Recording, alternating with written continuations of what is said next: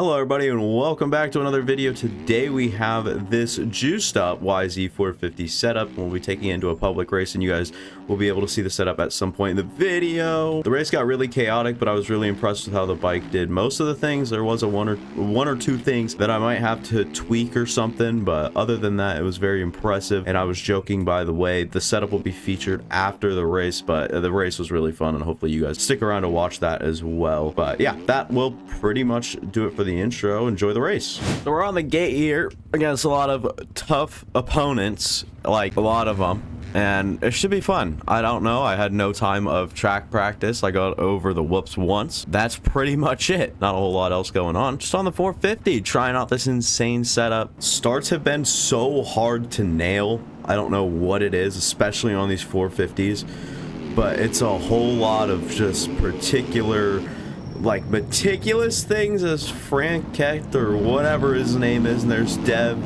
and that was just gonna happen always. I was barely even on the throttle. This is just crazy town here, and Ben's gonna get in the way. Someone's turning around through the center of the whoops. Oh, what a start. All right, we gotta climb our way through the pack here because we've got guys like that back there, as we're gonna triple onto this bad boy. And yeah, just try to get a good feel early, come through the pack and try to make a dent, maybe a top. I don't know, I have no idea what to expect. Headed through the whoops here and got a good run. I'm actually gonna take the lower line here. I don't really mess with that the big line when there's a lot of people around me. It's just not a good idea. Coming up on the back of like a pack right now. I don't know how to really apex that turn, but main thing here is just staying up and trying to monitor traffic. That was a horrid run through those whoops, but we're keeping pace right now. Oh boy, until I say something about it. I'm gonna drop down and take the lower line here, try to get on off, and we're getting really squirrely through those. Oh my god. And now we're really forced to take the lower line. Do we have someone? Okay, we have someone like right there, and I couldn't get that line. He's off the track. I'm gonna go inside here. That way we don't really obstruct him if he's going outside, and didn't really have as much power as I thought. We're losing time. I really don't ride the 450s, and I mean, there's obviously reasons why. Because, I mean, these things are so different from the 250s in these games, and a lot of people know how to maneuver and like break the game with these 450s. But me personally, I just kind of ride them and see what kind of happens. It's not really a whole lot of trying hard as I try to follow, what's that, Pumpkus? I don't know. I'm gonna back up to these whoops, want redemption from last run, and we're almost like floating over them. And we'll go for the line here, and we get it, and I'm not gonna try to stretch that out. We have someone doing all the scrubs in the world in front of us. A lot of cuts going on right now. Looks like we'll make a pass. I don't know if that was a lapper or not, but we'll make that and then just really try to work this. Oh my hazardous materials. Oh my god. These people are off. Okay, I can't do anything about that. And now we're stuck behind, and there's Hakon.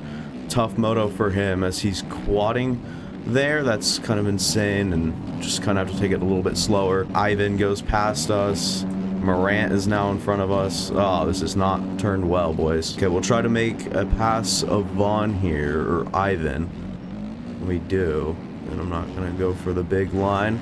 Just kind of stick to my own thing here. That way we can try to make it past some of these guys at least. Oh my god, what's happening? Okay, made a good valuable pass or two, and now we've got a dive bomb up the inside. Go down to second gear, shift back up into third, and go fourth, and then just try to make it through these whoops, as that is a big part of this track. Go third gear on off, come around this a little bit lower, and go second. And then I don't really like scrubbing or jumping deep into there because I like getting that inside on off. I think Hakon was trying to quad over through the inside line, which is psychotic. So we're clocked like, what, 30 seconds back in 6th right now somehow.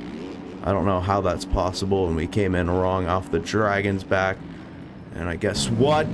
What? I didn't do anything there, so that's interesting as well. Maybe something with the setup or the track or the deform or the game, because that tends to happen quite often. Now we gotta work all the way back up. Oh my god, little flying into there.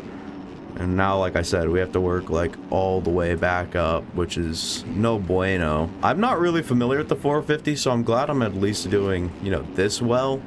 Because, I mean, I rode it, but that was in intense E-road yesterday for an elimination race. If you guys haven't seen that video, please go check it out. One of my favorites of my recent videos I've posted on the channel for sure. Entering the whoops, which is definitely a strength of this YZ.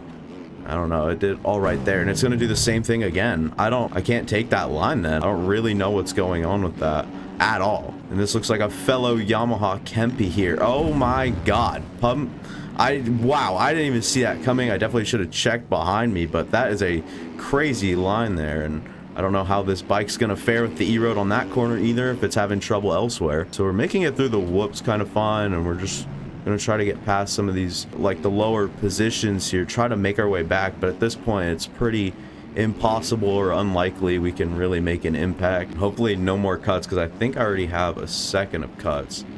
As we're getting kind of sketchy through there, come down on 4th gear, and there's the right setup for the whoops, and then got to cut down here and just do the wussy line, if you will. Now we're chasing down Pumpka, I guess. I don't really know. I can't really close enough or want to really focus on his name right now while I'm trying to at least catch him. I don't know if I'll be able to pass him. He seems pretty fast. I think he's on that Honda 250, so really power driven through the whoops, and that's really our advantage right now, is just the whoops, and just able to triple from further inside, I guess, as he's scrubbing that. And oh my god, we are so lucky to be alive right now. Pumpka messes up, and he's gonna cross jump back across because he's still just trying to scrub everything. We'll see if we can get to the rear end here, maybe make a pass, as I'm scared to lean this bike over because we've seen some pretty bizarre things. Another impressive run through the whoops, and there he goes, kind of suffering from the same thing we did, and still just getting this triple line. I see a pack in front of us, but I don't know if we'll be able to catch them. I'm also going to be curious as to what my best time is, as we're coming up on this 4th place right now, and Hack-On, who's had a rough one, down in 10th place right now. I don't know if he's on that 250 or 450, but okay. I don't think he cares what he's on. I think he's just gonna go Rambo. What the hell was that? Hack-On either really doesn't like me or really didn't anticipate what I was doing there, but very interesting approach from Hack-On as we'll head to the final lap. Once again, just keeping it solid through the whoops, coming a little bit down low.